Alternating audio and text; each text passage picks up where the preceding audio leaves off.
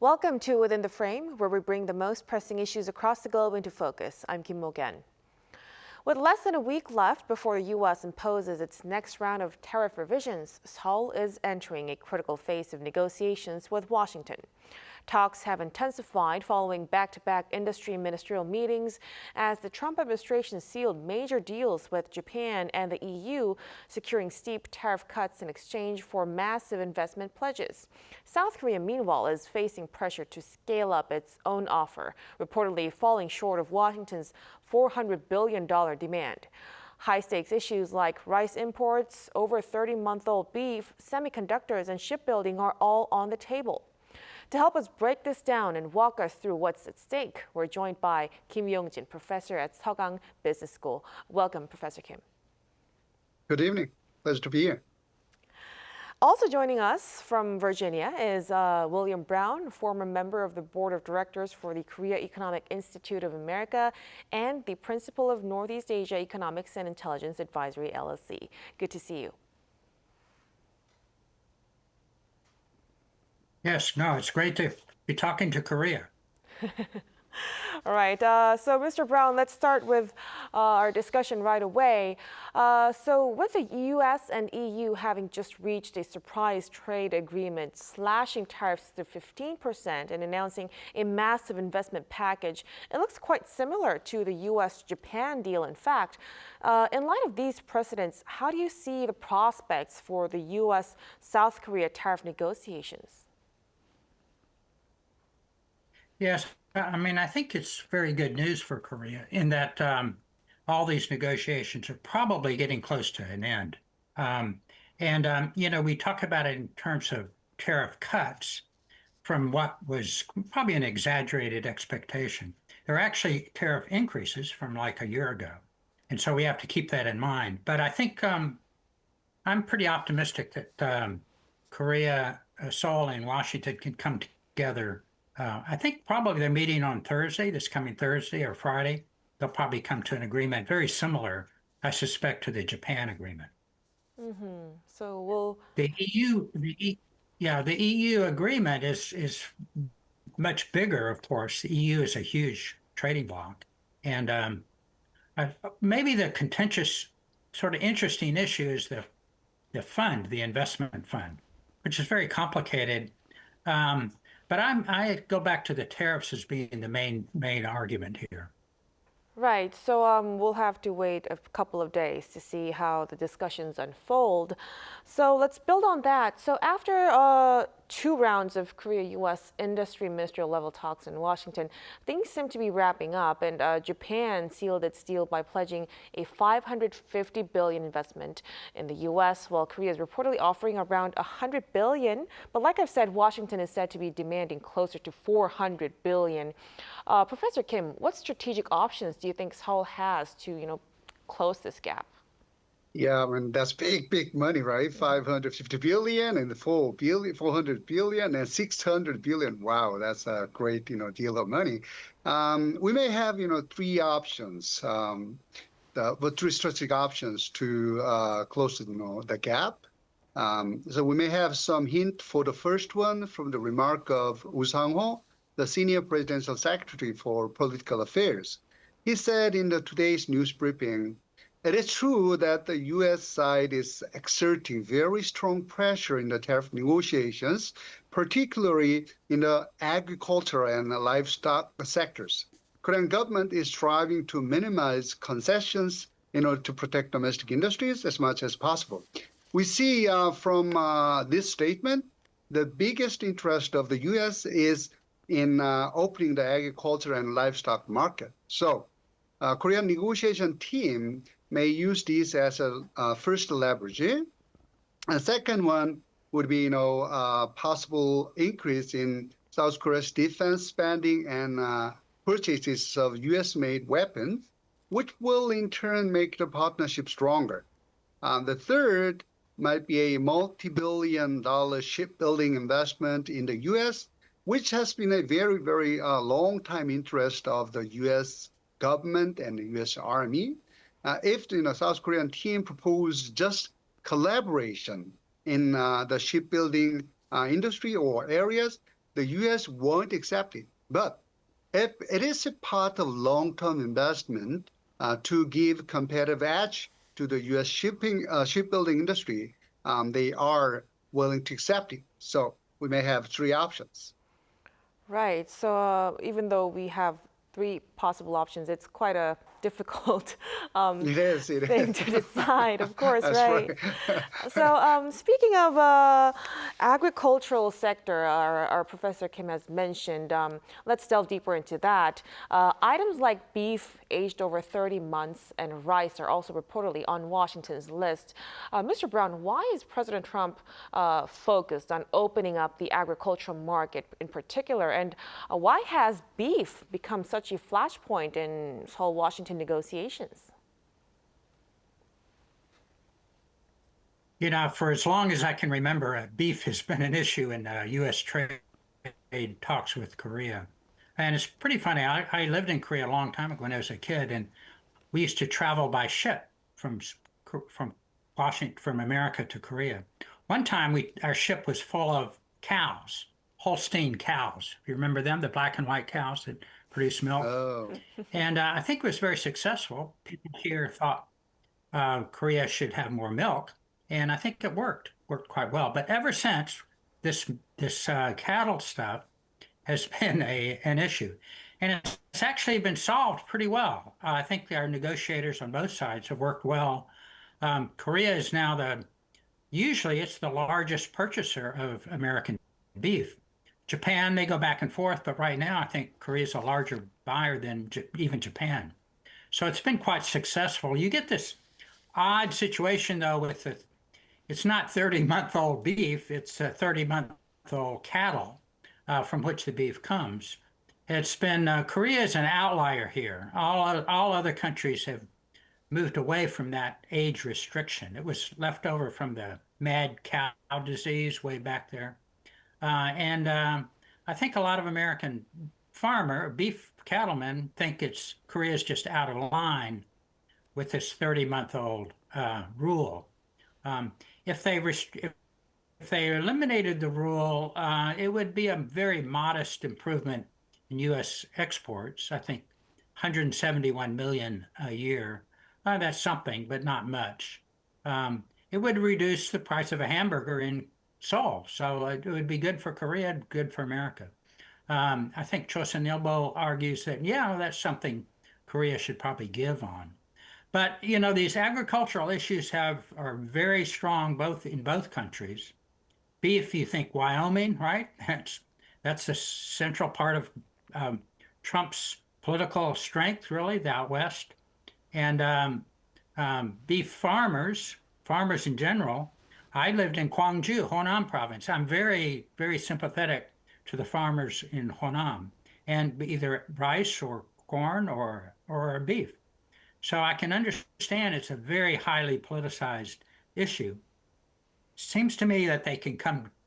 I think Korea can cave maybe on the 30-year-old stuff, but the American side should work with Korean farmers to try to make small farmers more productive.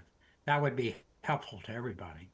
Mm-hmm. The last thing I would say is when I traveled to Korea, the one thing I noticed, Korean food prices are extremely high compared to America. And you go to hamburger, everything you go, the food price is so high.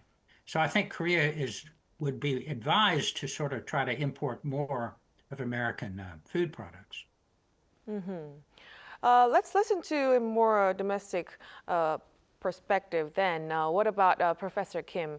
Relaxing regulations on agricultural imports is a politically sensitive issue in Korea, like Mr. Brown has pointed out. And that's why rice imports and beef aged over 30 months, cattle aged over 30 months have been labeled red lines by the Korean government. What kind of middle ground do you think can Seoul and Washington realistically find? Yeah, I mean, Mr. Brown well explained, 30-month regulation is not quite, common around the world. So we may want to, lift that. But, Korean people have a lot of anxieties about the disease, mad cow disease. So it might be very tough. So basically, at the talk, at the negotiation, the agriculture and livestock sectors have emerged as a key sticking point between Korea and the U.S. And the U.S. has asked to leave the regulation imposed on two items, means the rice and then cattle meat. However, in Korea, as Ms. Brown mentioned, the local, agro-livestock industry has been fiercely opposing the, government possible decision to, trade off beef and rice issues for the broader trade deal with the U.S. So South Korean government is known to set the position in that they won't open up the market anymore. The decision looked very clear when, considering the amount of Korean import of the two items from the United States. According to the data provided by Korean government, now even with the age-based restriction, 30 months, right? Age-based restriction, Korea has been the biggest importer of U.S. beef in recent years, purchasing 2.22 billion worth American beef in 2024 alone. And each year, South Korea import up to 132,000 tons of rice from the U.S. that are subject to only a 5% tariff instead of 513% imposed on non-quota import. In this situation, the strategic options South Korean government has will be very, very limited. Instead of two items, Korean government might offer further opening up its market for like a fuel crops such as corn and other types of bioethanol. So it is really tough to persuade, farmers and agriculture industries to lift those two regulations. We may, find out different ways of opening up those, markets. Definitely a very tough spot, domestic pushback versus America's demands. Right. So, right, we'll have to keep close tabs on that. But let's shift our focus a little bit to the shipbuilding sector. The presidential office has revealed that the U.S. has shown special interest in Korea's shipbuilding capabilities. Mr. Brown, why is America paying attention to this sector? And do you think Korea could use shipbuilding as a bargaining chip to draw concessions from the negotiations? Yeah, I'm not sure the bargaining chip quite works well, but it's very clear that the U.S. shipbuilding industry has gone downhill for years and years and years. And I think it's important to separate the two types of ships. Merchant ships, big giant ships that Korea is terrific at building, has been, there's an interesting picture in the Korean newspaper of President Trump visiting the Kojido shipyard back in 1988, I think, something like that. I think I visited there about the same time. Korea's done extremely well in shipbuilding, as has China, as has Japan before that, and ours has gone down. But shipbuilding and that sort is just a lot of welding, just a lot of steel, a lot of welding. It's not so complicated. The much more difficult problem the U.S. has is in naval shipbuilding, military ships. Everybody has trouble with that. They are so complicated. And Korea does not really have too much of a naval, some, but not much of a naval shipyard. And America's shipbuilding, naval shipbuilding, has been critically deficient in the last, say, 10 or 20 years. Probably not of its own problem. The problem is the Navy keeps changing the demands for ships. As technology changes, how do you square an aircraft carrier versus a submarine versus a frigate? And as we keep changing our mind because the technology keeps changing. So it's very complex, this military shipbuilding. I think there's a great example of where we can complement each other is in the maintenance of naval shipbuilding, where American ships in the Western Pacific and Japan and Korea area, they can get fixed in Korea. That's a great idea. And it's going on. It's becoming much more prevalent for American naval ship, after all, they're sitting out in the water for years. They have to get refurbished. It's very expensive, and it's sort of ridiculous to bring it all the way back to California. So let's do it in Korea. And I think that's more and more a good thing to happen. It saves us money. It gives Korean shipyards something to do. But the investment in Korean investment in shipyards, that's a good idea too. I would say be very cautious though, because it's very. I'm not sure about the. There's a lot of questions of how many does American labor really want to build ships? Will they invest in the training to build ships? We used to be great at it. We used to be the best in the world, but that was probably 30 years ago. So does my children want to build ships? I don't kind of think not. But the same issue is actually for Korea. I don't know that their next generations are going to want to build ships. China may be a very good place to weld together all this steel. So it's complicated, but I think it's an area where we can make very promising gains for both countries. Well, that would be a great idea. There could be some trade-offs to look forward to in the shipbuilding industry, definitely. Now, let's also touch upon the energy front now. Participation in the Alaska LNG project and expanding imports of U.S. LNG are also of high interest to the Trump administration. Professor Kim, to what extent could these energy deals influence the overall tariff negotiations? I'm sorry, I'm really going back to the tariff negotiations every single time, but well, that's a very important issue. Right. That's right. If important thing. Korea, join that project, it will impact the deal greatly, right? The Alaska LNG project has been known not to be lucrative, despite nearly 2-decade-long development. So even the U.S. companies have been very negative about the project, not to participate in.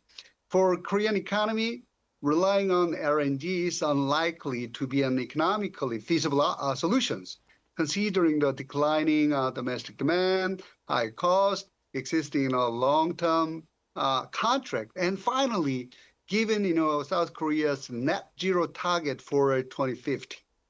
If Korean government decide to participate in the project, the U.S. will be delighted to get the biggest sponsor for the very, very negative project, right? So it will help, close the deal greatly in this situation. So in the case Korean government, need to make, if Korean government decide to participate in the project, they need to make a very, very precise terms and conditions for the investment to make it more productive, even with the existing bad conditions. Mm-hmm. Now, Professor Kim, we are aware that the semiconductors are also a very important issue between talks. In fact, Washington's Commerce Secretary has hinted that new semiconductor tariffs could be announced in the next couple of weeks. And given that semiconductors alongside autos are Korea's top exports to the U.S., what kind of impact do you see in the industry? Yeah, as you mentioned, the U.S. Secretary of Commerce, Howard Lutnick, stated that tariff based on Section 232 of the Trade Expansion Act are expected to be announced in 2 weeks. They are now in investigating period. He emphasized that the semiconductor production will be brought back to the United States. His statement echoed to what President Trump mentioned. Mr. Trump argued that many corporations are coming into the U.S. from Taiwan and other places. Well, that's his hope and vision. In the current situation, where the U.S. is the biggest importer of Korean semiconductors, the impose of high tariff will absolutely hurt Korean chip makers and companies. However, it will hurt the U.S. importers and industries much more, because they do not have much alternatives for the chips.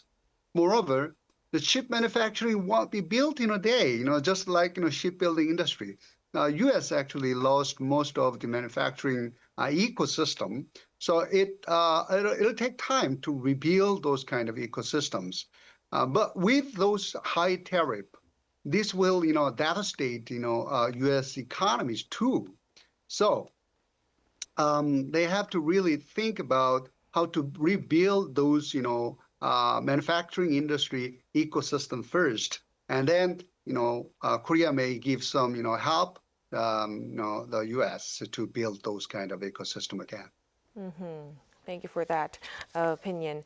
Now, before we leave you both, we are less than a week left until the deadline. Korea's Deputy Prime Minister Koo Yoon-chul and Foreign Minister Cho Hyun are both scheduled to meet the U.S. Treasury Secretary Bessent and Secretary of State Rubio this week. In a nutshell, what core negotiation principles should the Korean side prioritize in these final talks? First to Mr. Brown first. Yeah, I think the important thing is to look back at what started all of this. About a year ago in Trump's campaign, before he was president, he said he liked the idea of 10% 10 to 20% tariffs on everybody. And, that's what's in the, I would have thought, I kind of like the idea, to tell you the truth, but I would have not thought it would have been possible. Now, a year later, it seems to be working. He's getting the 10 to 15%, 20% tariffs. Why is he wanting to do that? The U.S. has, and the Korean side needs to recognize this, the U.S. economy has, in my mind, and I think in a lot of people's minds, has two huge problems. A huge fiscal debt, federal deficit and debt, and a huge foreign deficit, trade deficit. He's attacking those, and we have a manufacturing issue that he likes to focus on. So if the Korean side recognizes those two big vulnerabilities of the U.S. economy, I think it will go a long way to sort of assuage the Treasury Secretary, especially, that Korea is on our side. After all, Korea has huge problems as well. We all know that. The economy, monopolistic, two large companies. I mean, Samsung is kind of too big, I think. I kind of push back on Professor Kim's argument that we can't make semiconductors. That's crazy. We can make lots of semiconductors, and IBM, Intel, all these companies make. It's where you can make the cheapest ones and the best ones. And I think this great deal just recently, today, I think, between Samsung and a company in Texas to build semiconductors there for, what is it, for which company is it, for Google? Anyway, they're a huge investment, or not investment, but production of sales of semiconductors from Korea to. So that's a great deal. It's a great example of progress. But I think the sort of the macroeconomic issues have to be front and center. And those are these deficits. U.S. runs a $66 billion deficit with Korea. That's basically financed by Koreans. Koreans are giving us credit to buy the stuff. Well, that's not particularly good for either country, too much of it. And I think more, a little bit of a tariff, will help a little bit on both the fiscal side and the trade side. So I think it's an opportunity to be very optimistic and thinking both countries are going to sort of work to. One last thing, I think Secretary Bessent said last week, China has the most imbalanced economy in the world. And I quite agree with that. And we all have to work to sort of balance the Chinese economy. But I would argue the U.S. is the second biggest imbalanced country. These are two huge partners for Korea, right on your first and second economic. So I think we need to focus quite a lot on China and trying to get the, all of these deals kind of help open up China and Japan for Korean exports as well. So I think it's mutually beneficial for both sides to get an agreement here. So Korea's next moves would definitely make or break this deal. We'll have to close watch on that. I'm afraid we'll have to leave our discussion right here, gentlemen. But thank you so much for your time and for your insights tonight, Professor Kim and Mr. Brown. We appreciate it so much. Thanks for having me. I'm sorry to take up your time, Professor. Thank you. And that'll be all from us on Within the Frame. Be sure to tune in again next time as we continue to explore the stories that matter. Till then, stay informed and engaged.